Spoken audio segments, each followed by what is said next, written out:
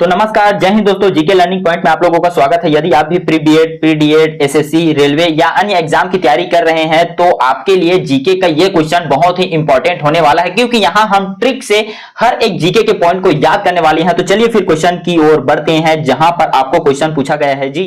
तो first question आपके screen पर, सरदार सरोवर परियोजना किस नदी पर बनाई गई है। देखिए यहां पर है सरदार, तो जो सरदार लोग होते हैं वो क्या होते हैं सर, नरम दिल के होते हैं। क्या होते हैं सर, नरम दिल के। तो इसी नरम दिल से ही याद रखना है नर्मदा। क्या याद रखना है, नर्मदा। तो सरदार सरोवर परियोजना कौन सी नदी पर बनाया गया है, नर्मदा नदी पर बनाया गया है दोस्तों। चलिए आगे हम बात करेंगे क्वेश्चन नंबर सेकेंड, जहां पर आपको पूछा गया है कि संविधान सभा की प्रथम बैठक कब हुई थी। तो जैसा कि आप देख रहे हैं दोस्तों, यहां पर लिखा है संविधान। संविधान के जो अंतिम लेटर है उसमें है न। क्या है सर, न। और न से ही याद रखना है हमें नौ। क्या याद रखना है सर, नौ। तो इस तरह से हमने नौ याद कर लिया। अब नौ के साथ साथ हमें याद करना पड़ेगा दिसंबर। कब याद करना पड़ेगा सर, दिसंबर। और दिसंबर, और हमारा देश जो है आजाद कब हुआ है भाई, 1947 में। तो हमें एक साल पीछे याद रखना है 1946। क्या याद रखना है, 1947। तो संविधान सभा की बैठक जो है, प्रथम बैठक जो है कब हुई है, 9 दिसंबर 1946 को। तो आपको 9 कैसे याद रखना है, संविधान का जो अंतिम लेटर है, अंतिम जो अक्षर है वह है न से 9 याद रखना है। और 9 दिसंबर, दिसंबर जो है हमारा लास्ट मंथ है भाई, दिसंबर हमारा लास्ट मंथ है, तो दिसंबर याद कर लिया। इस तरह हमारा देश जो है 1947 में आजाद हुआ है, तो एक साल आपको पीछे याद करना है, मतलब माइनस, तो 1946। तो इस तरह ऑप्शन ए इज राइट हो जाएगा। 9 दिसंबर 1946 को संविधान सभा की प्रथम बैठक हुई। चलिए आगे हम बात करेंगे क्वेश्चन नंबर थर्ड, जहां पे आपको पूछेगा जी कि भारतीय लघु उद्योग विकास बैंक सिडबी का मुख्यालय कहां स्थित है।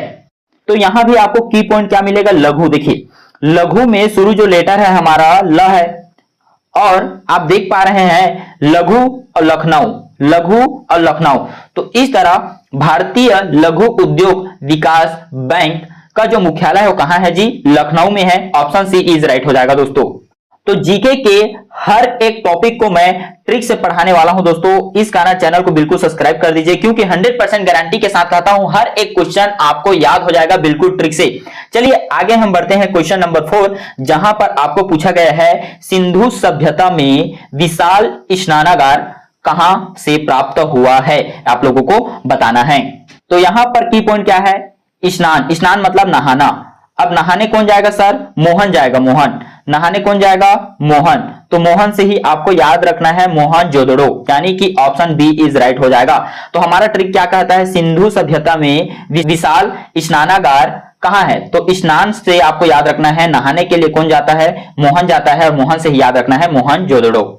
आगे हम बात करेंगे क्वेश्चन नंबर 5, जहां पर आपको फिर एक क्वेश्चन पूछा गया है, बिहार का शोक के नाम से कुख्यात, मतलब जो प्रसिद्ध नदी है उस नदी का नाम याद रखना है। देखिए बिहार में जब बाढ़ आता है ना, बाढ़ आता है तो बिहार के लोग क्या करते हैं, कोसते हैं। क्या करते हैं, कोसते हैं। कोसते हैं किसको सर, नदी को। बिहार के लोग जब बिहार में बाढ़ आता है तो क्या करते हैं, कोसते हैं। तो कोसते में ही कोस वर्ड है, कोस से ही क्या याद रखना है, कोसी याद रखना है। ऑप्शन ए इज राइट हो जाएगा दोस्तों, ऑप्शन ए इज राइट। आगे हम बात करेंगे क्वेश्चन नंबर 6, जहां पर आपको पूछा गया है प्रकाश क्या है। ध्यान सुनिएगा, प्रकाश क्या है। चलिए ऑप्शन देखते हैं, प्रकाश क्या है। यहां पर जैसा कि आप देख रहे हैं प्रकाश जो होता है, तो क्वेश्चन में हमें पूछा गया है किसके बारे में, प्रकाश के बारे में। अब देखिए प्रकाश में जो शुरू लेटर है प्र, और प्र से ही याद रखना है प्रस्थ तरंग, तो प्रस्थ तरंग है। फिर आपको यह भी याद रखना है कि प्रकाश का जो एक खास बात और है वह है विद्युत चुंबकीय तरंग। क्या है सर, विद्युत चुंबकीय तरंग। तो ए और सी दोनों आ जाएगा, मतलब ऑप्शन डी इज राइट हो जाएगा दोस्तों, ऑप्शन डी इज राइट। याद रखिएगा प्रकाश के बारे में क्वेश्चन पूछा जाता है तो प्रकाश क्या है सर, अनुप्रस्थ तरंग भी है और विद्युत चुंबकीय तरंग भी है। तो इस तरह हमें ऑप्शन डी के साथ चलना पड़ेगा, क्योंकि इसमें दोनों का गुण पाया जाता है। आगे हम बात करेंगे, यहां पर संचरण से संबंधित क्वेश्चन पूछा गया है, जहां पर आपको लिखा गया है ठोस में ऊष्मा का संचरण मुख्यतः किस विधि से होता है। तो यहां पर आपको क्या पूछा है, ठोस में ऊष्मा का संचरण पूछा है। तो ध्यान दीजिएगा, ठोस में ऊष्मा का संचरण जो होता है वह चालन विधि से होता है, जबकि संवहन जो होता है द्रव में होता है, जबकि गैस जो होगा वह विकिरण की बात करेगा। तो हमें क्या पूछा है, ठोस में पूछा है, तो ठोस से याद रखना है आपको चालन। देखिए दोस्तों, यहां पर द्रव से पूछेगा तो आपको याद रखना है संवहन, गैस से पूछेगा तो आपको याद रखना है विकिरण, लेकिन हमें यहां पर ठोस से पूछा है तो ठोस से क्या याद रखना है सर, चालन। इस तरह ऑप्शन सी इज राइट हो जाएगा। चलिए आगे हम बात करेंगे, यहां पर सूर्य एवं तारों से प्राप्त ऊर्जा एवं प्रकाश का स्रोत है, तो इसका आंसर आप लोग देंगे। तो इसका आंसर देखिए इसके नाम में ही छुपा है, सूर्य लेना है, सूर्य का जो शुरू अक्षर है वो है स, और स से ही याद रखना है संलयन, नाभिकीय संलयन। नाभिकीय संलयन मतलब क्या, परमाणु के बीच, परमाणु जो होता है गोलाकार पिंड है, तो परमाणु के बीच ना नाभिक होता है, नाभिक, ओके, न्यूक्लियस। अब ये न्यूक्लियस जो होते हैं, ये न्यूक्लियस जो होते हैं, जो आपको मैं नीला कलर से चिन्हित कर रहा हूं, ये आपस में क्या होते हैं, जुड़ते हैं, आपस में क्या होते हैं, जुड़ते हैं, उसी को संलयन कहते हैं। तो जब आपस में जुड़ते हैं उसी कारण सूर्य और तारा जो है क्या होता है, चमकता है, जलता है, गर्म होता है। तो नाभिकीय संलयन के कारण ही सूर्य और तारा जो है क्या होता है, जलता है, चमकता है, यानी ऊर्जा देता है। इस तरह से आप समझ सकते हैं। तो नाभिकीय संलयन, तो देखिए स से सूर्य और स से संलयन, स से सूर्य, स से क्या याद रखना है, संलयन। तो नाभिकीय संलयन ऑप्शन बी इज राइट हो जाएगा दोस्तों। आगे हम बात करेंगे ध्वनि। देखिए ध्वनि में ही आपको वर्ड मिल गया, ध्वनि में आधा ध, और ध से ही याद रखना है धैर्य, क्या याद रखना है, धैर्य, और धैर्य से ही क्या धैर्य, अनुधैर्य, अनुधैर्य। ऑप्शन ए इज राइट हो जाएगा। ध्वनि तरंग जो होगा मोस्ट इंपॉर्टेंट होने वाला है आपके एग्जाम में, ये क्वेश्चन पूछा ही जाता है, एसएससी में भी, प्री बीएड डीएड में, या पंडित सुंदरलाल शर्मा में भी प्री डीएड बीएड करेंगे तो भी प्रीवियस ईयर में इस तरह के क्वेश्चन आया हुआ है। तो ध्वनि तरंग से आपको याद रखना है ध्वनि से धैर्य, धैर्य से अनुधैर्य याद रखना है। ऑप्शन ए इज राइट हो जाएगा दोस्तों। चलिए आगे हम बात करेंगे, यहां पर हेमेटाइट किस धातु का अयस्क है, यह क्वेश्चन आप लोगों को पूछा गया है।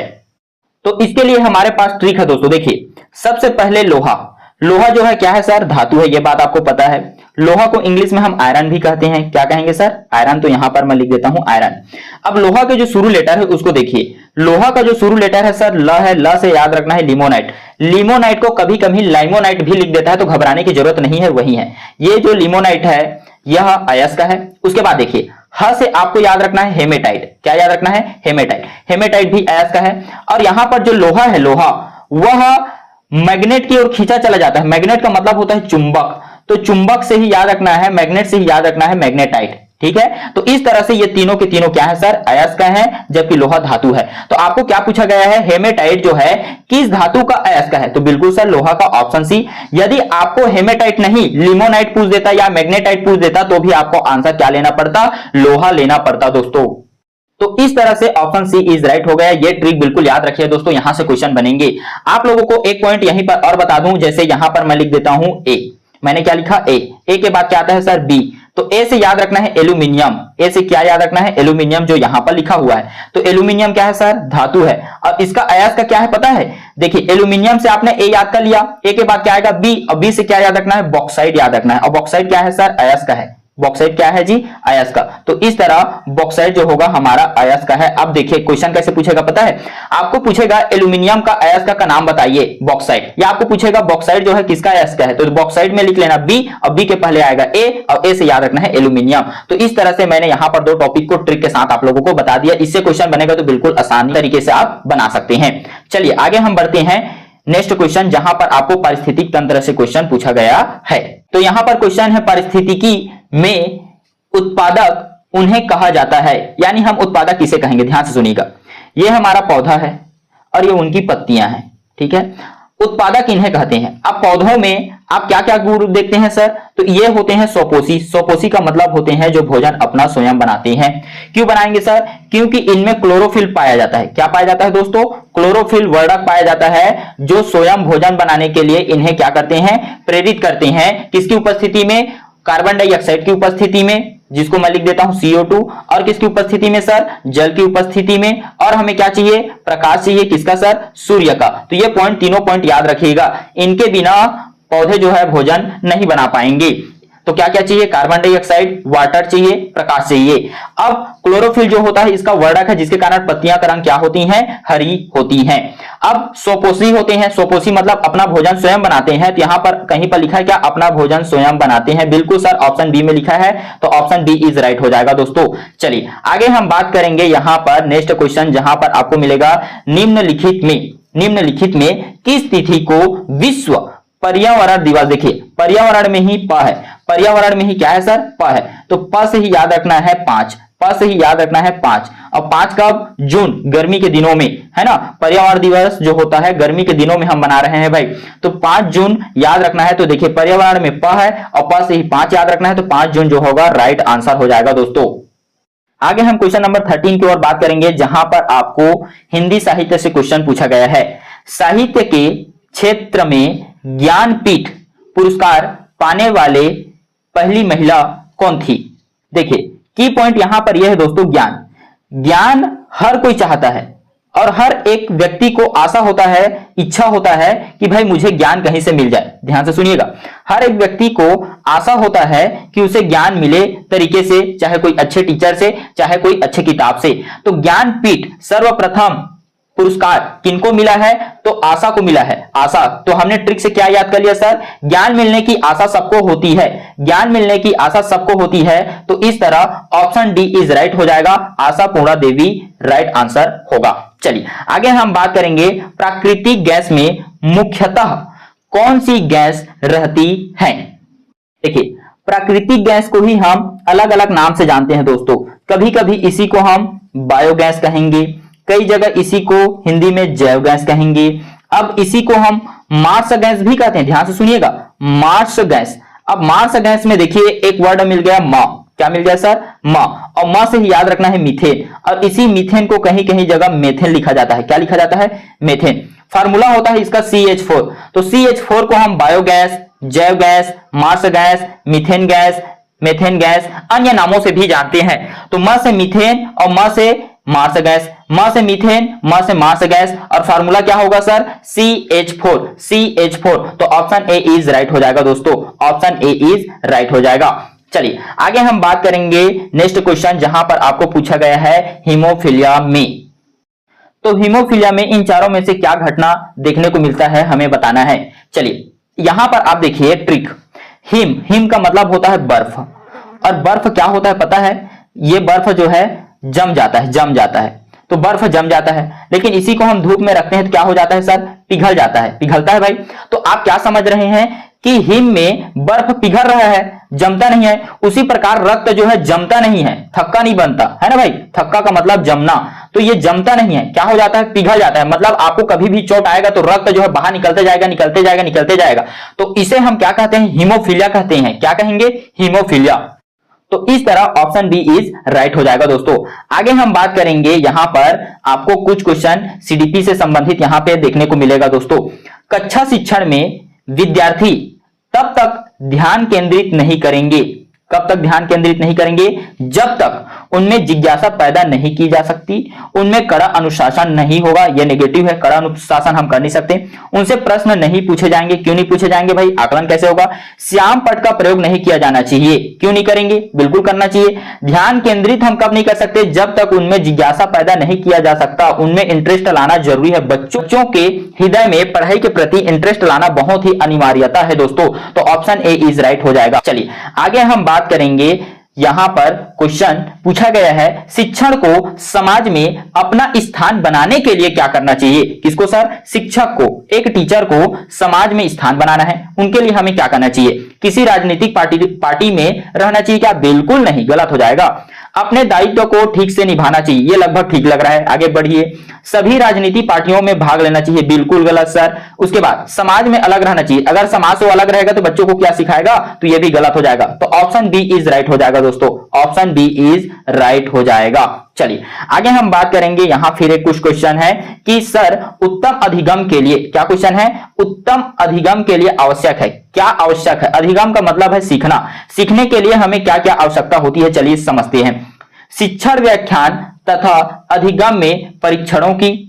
ऑप्शन बी क्या कहता है, छात्रों द्वारा अप्रत्यक्ष, अप्रत्यक्ष बिल्कुल नहीं, अप्रत्यक्ष रूप से अधिगमित सांस्कृतिक प्रतिमानों की, यह गलत हो गया, यहां भी यह गलत हो गया, क्योंकि यहां पर व्याख्यान एवं अधिगम परीक्षणों की। आगे देखते हैं इससे भी क्या अलग है, छात्रों द्वारा, बिल्कुल छात्रों द्वारा शैक्षिक सांस्कृतिक पक्षों के लिए व्यवहारिक प्रशिक्षण, बिल्कुल ये राइट हो जाएगा। यहाँ पे छात्रों के लिए अपनी पाठ्य पुस्तक की सामग्री को दैनिक रूप से रटना आया, मतलब गलत। यहां पर हम ऑप्शन सी के साथ जाएंगे दोस्तों, क्योंकि इन दोनों की तुलना में ऑप्शन ए और ऑप्शन बी की तुलना में ऑप्शन सी ज्यादा सेटिस्फाई कर रहा है हम लोगों को, तो ऑप्शन सी इज राइट हो जाएगा। आगे हम बात करेंगे यहां पर हीराकुंड बांध किस नदी पर बनाया गया है।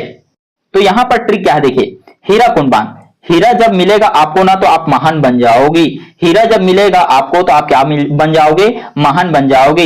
हीरा जब मिलेगा आपको तो आप क्या बन जाओगे, महान। तो महान से ही याद रखना है महान, महान, और महान से ही महानदी, क्या याद रखना है, Mahanadi. Option C is right हो जाएगा दोस्तों, ऑप्शन सी इज राइट। चलिए आगे हम बात करेंगे यहां पर क्वेश्चन जहां पर आपको पूछा गया है निम्नलिखित में कौन सा युग्म सुमेलित नहीं है, सही नहीं है। जोड़ी मिलाया गया है लेकिन कौन सा जोड़ी सही नहीं है, इसे हमें देखना है। चलिए यहां पर हमें दिया गया है एक और कृषि है और एक और उनका उत्पादन है। देखिए पीसी कल्चर, पीसी को हम देखेंगे तो पीसी में पीस का मतलब होता है टुकड़ा, किसका टुकड़ा सर, मछली का। मछली का एक पीस दे दो, दो पीस दे दो, जो लोग मछली खाते हैं उनको पता है ना भाई। तो मछली का क्या होता है, पीस होता है, तो पीस से ही पीसी याद रखेंगे और इस तरह ये बिल्कुल सही है। उसके बाद देखिए रेशम, रेशम है यहां पर और यहां पर सेरी है, तो सेरी को साड़ी याद रखना, साड़ी, तो साड़ी, तो रेशम से क्या बनता है, साड़ी बनता है। रेशम से क्या बनेगा सर, साड़ी बनेगा, तो साड़ी से ही सेरी, साड़ी से ही सेरी, ये भी बिल्कुल सही है। आगे हम देखते हैं लास्ट, देखिए यहां पर है ओलिरी कल्चर, ओली को याद रखना है आलू से, क्या याद रखना है, आलू, और आलू क्या है सर, सब्जी है, बिल्कुल सर सब्जी है। जब केचुआ आता है तो केचुआ को हम क्या करते हैं पता है दोस्तों, इसको हम अर्थवार्म कहते हैं, ध्यान से सुनिएगा, अर्थवार्म कहते हैं। और अर्थवार्म कहने के कारण केचुआ के जो पालन है उसे हम वर्मी कल्चर कहते हैं, क्या कहेंगे, वर्मी कल्चर, याद रखिएगा ये पूछा जाता है वर्मी कल्चर। तो वर्मी में ही वर्म है, वर्मी में ही क्या है सर, वार्म है, अर्थवार्म। तो अर्थवार्म का मतलब होता है केचुआ, अर्थवार्म इंग्लिश वर्ड है, लेकिन यहां पर क्या दिया गया है, एरोपोनिक दिया गया है, तो ये हमारा गलत हो जाएगा। और हमें पूछा गया था कौन सा सुमेलित नहीं है, तो ऑप्शन सी इज राइट हो जाएगा दोस्तों, ऑप्शन सी इज राइट हो जाएगा। तो बाकी ट्रिक को बिल्कुल याद रखिएगा कि पीस होता है, टुकड़ा होता है मछली का, रेशम से बनता है साड़ी, तो साड़ी से सेरीकल्चर, सब्जी होता है आलू, तो आलू से ओलेरी कल्चर, इस तरह से हम याद रखेंगे। अर्थवार्म मतलब केचुआ, और केचुआ का जो पालन होता है उसे बोलते हैं वर्मी कल्चर। तो इस तरह से पूरा ट्रिक से हमने हर एक क्वेश्चन को समझा दोस्तों। मैंने कुछ एक्स्ट्रा पॉइंट भी बताए, उनको भी बिल्कुल याद रखिएगा क्योंकि इस तरह के क्वेश्चन आपके एग्जाम में बहुत ही इंपॉर्टेंट होने वाला है। साथ में इसका जो फ्री पीडीएफ है वो आपको टेलीग्राम चैनल पर मिल जाएगा। टेलीग्राम चैनल का लिंक जो है मैंने कमेंट पर पिन कर दिया है, कमेंट पर जाकर आप हमारे टेलीग्राम चैनल को बिल्कुल ज्वाइन कीजिए क्योंकि वहां पर आपको फ्री पीडीएफ मिलने वाला है। और इसी तरह के ट्रिक के साथ पढ़ने के लिए हमारे चैनल को सब्सक्राइब कीजिए, वीडियो को शेयर कीजिए और वीडियो को लाइक कीजिए ताकि हम मोटिवेट हो। ट्रिक कैसा लगा कमेंट में बिल्कुल बताइएगा दोस्तों। मिलते हैं नेक्स्ट वीडियो में। जय हिंद।